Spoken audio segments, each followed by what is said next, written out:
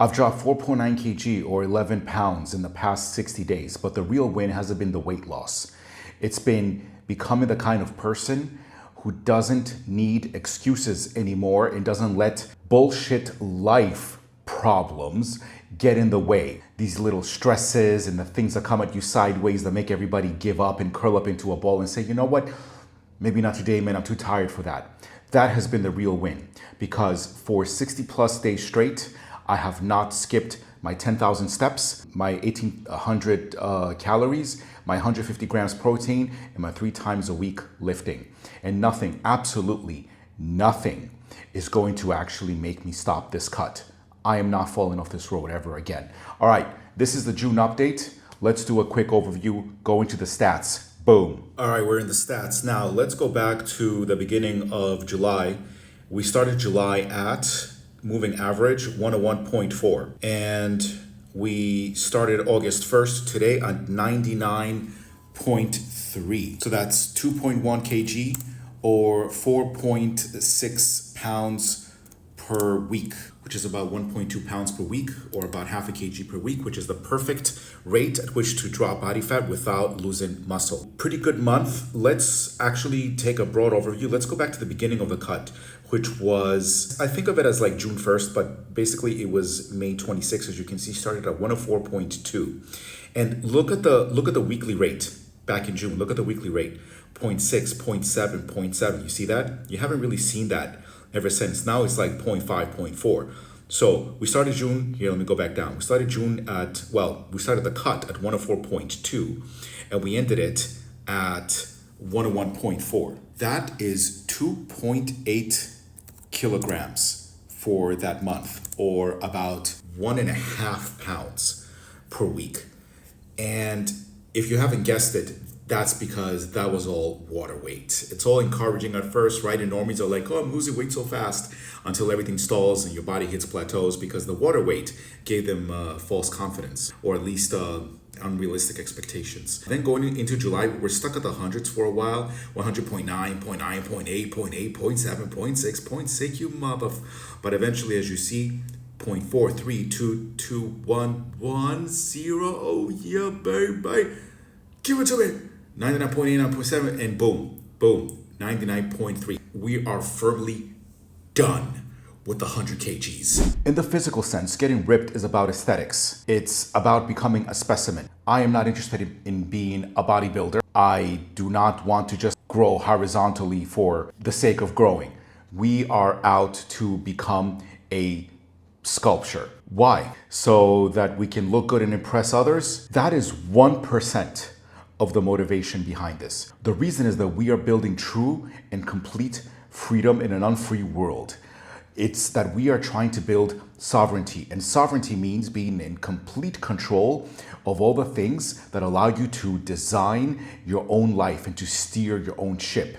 And one of those things that you can control right now is your physique. There are other aspects to freedom, to sovereignty, to self-determination, like your mindset, how you think, what your beliefs are, your money. Do you work for others or do you control your own financial destiny? And of course, geolocational freedom. Can you live where you like? Can you go where you're treated best? But right now we're talking about fitness, even though that word, I think by now you see, doesn't really encompass everything we're trying to go for. The point is, we are here to become specimens. We are here for, on the surface level, yes, of course, aesthetics. We're trying to get zizzed out. No doubt.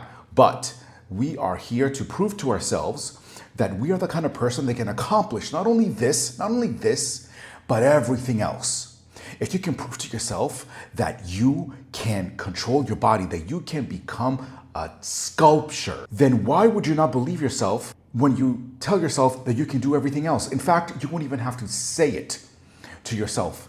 It will just become a self-evident truth, because that's what actual change is. All these people that talk about, the manifestation stuff and all of that.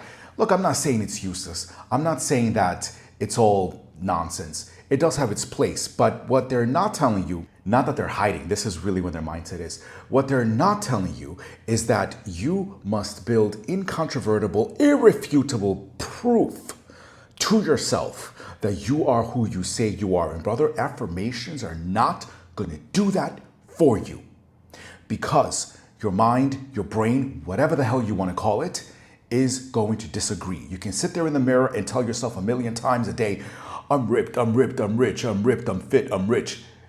Say whatever the hell you want, bro. It doesn't work. It doesn't work. Now you might say, oh, but I heard people talk about affirmations or manifestation, this, that, and the other, and they had all these changes. Okay, so you know what? Let me rephrase, motherfucker. For some people who are just in a certain kind of, I don't know, psychological makeup, right? Let's say it will work. If you are listening to me, you are one analytical bastard and you are your own worst enemy. That's why you relate to me, because we're in the same boat. That's not going to work for you. Understand? I mean, I'm not saying don't do it. It's good to sit there and meditate and try to manifest and visualize. Yeah, I do that. I don't know how much it helps, but I do it. But for us, for people like us that are like, yeah, so what? So what? Everything is so what? Okay, so what? What are the numbers? What are the statistics? What are the measurements? What are the results? People like us, bro, that stuff is not gonna cut it. So we gotta give ourselves incontrovertible proof that we are who we say we are. And how do you do that? How do you do that? The best way is begin with what is visual. Begin with the physical. Begin with this, what's in front of you. Start working on this. This isn't about looking good, bro. Of course, we're going to, but all of these are side effects. This is about looking at yourself in the mirror one day and having developed your physique to such an extent, you hear me, that you can't, like, that voice in your head can't say anything. Imagine right now you snap your fingers, you got a six-pack. You look at yourself in the mirror, try to criticize yourself, bro. Go ahead, just try. What are you gonna say? What bad or negative thing are you gonna tell yourself? Oh, I got a six-pack, I committed, I persevered, I was consistent, I did everything I had to do, nothing stopped me, man. There was job stress, there was relationship stress, there was all kinds of stress, and I still went to the gym and I still counted my calories. Oh man, I guess I suck? No, of course not. At some point, your mind, soul, ego, if you want to go there, whatever you want to define it as, that critic in you is going to have to shut the fuck up, because it has no choice. So this is why we're doing it. Now, let me tell you real quick, one of the best ways to begin building this proof, like, yes, of course, start working out, start getting fit. I have made videos about the 2 numbers that you need to know in order to drop body fat percentage. I'm gonna link it above right now. All right, I've gone off on a lot of tangents. Yo, let me cook, man. Let me do my thing. And we're out, because we're not gonna stop.